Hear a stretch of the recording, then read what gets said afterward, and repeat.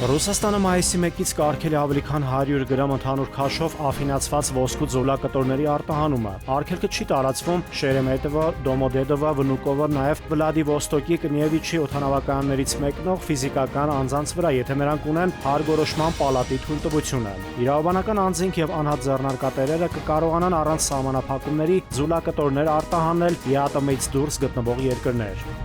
Վիճակագրական պետական կոմիտեի տվյալների համաձայն հունվար-մարտ ամիսներին գյուղատնտեսության համախառն արտադրանքի ծավալը նվազել է 5,2%-ով, 22%-ով ավելացել է շինարարության ծավալը։ Հունվար-մարտ ամիսներին նախորդ տարվա նույն ժամանակահատվածի համեմատ տնտեսական ակտիվության ցուցանիշի աճը կազմել է 7,1%։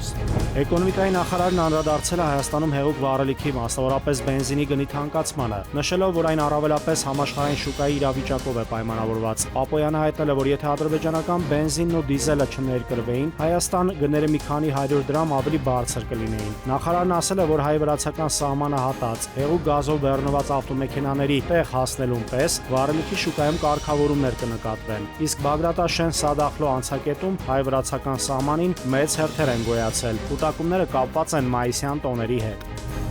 Wildberries Marketplace-ը դադարեցրել է հայաստանյան առևտրային ընկերությունների վաճառքները, այդ մասին լրատվամիջոցներն էին տեղեկություն տարածել։ Առևտրային ընկերությունների վաճառքները դադարեցրել է նաև Օզոնը։ Ավելուշ Wildberries-ը հաղորդագրություն տարածեց, որ հայաստանյան առևտրային ընկերությունների վաճառքները դադարեցրել է ապրիլի 20-ից Ռուսաստանում մաքսային ձևակերպման կանոնների փոփոխման պատճառով։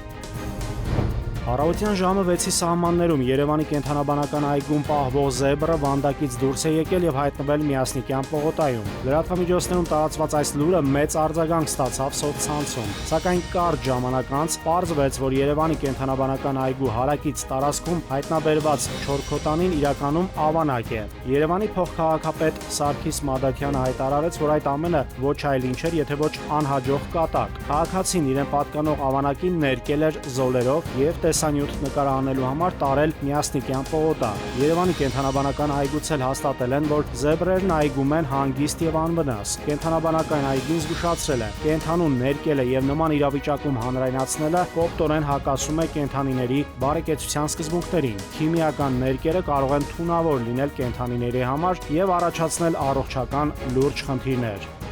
Նաիրի Մուրադյան, ժամը լրատվական։